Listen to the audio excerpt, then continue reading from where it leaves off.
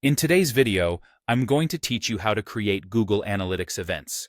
Whether you're tracking user interactions or specific conversions, understanding how to set up custom events in Google Analytics can provide you with deeper insights into how people are engaging with your website.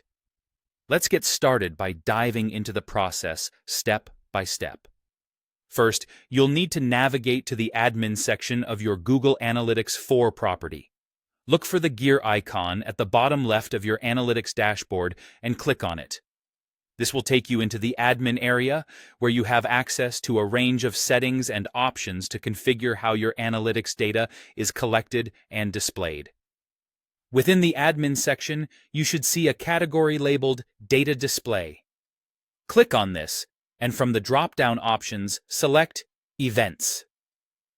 This is where you can create, manage, and monitor the different events that will capture specific interactions on your site. Once you're in the Events section, you'll see a button labeled Create Event. Go ahead and click on this. A new screen will prompt you to create your custom event. Click Create once more to begin defining the parameters of your new event. Now we move on to the defining stage. The first thing you'll need to do is set a name for your event. This should be done in snake case, which means all lowercase letters with underscores between words. Additionally, your event name must not exceed 40 characters and should begin with a letter. For instance, if you want to track form submissions, a suitable event name might be Form Submission.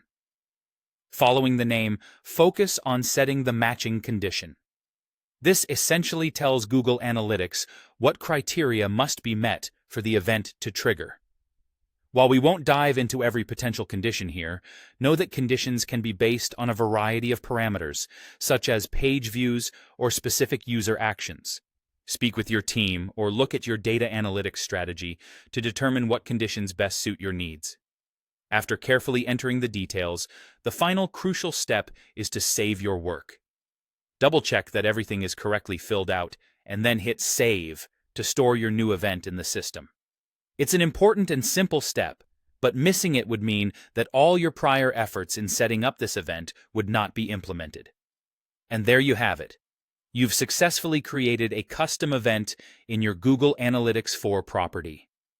Once saved, this event will begin collecting data based on the conditions you've defined, giving you a more granular understanding of user behavior on your site.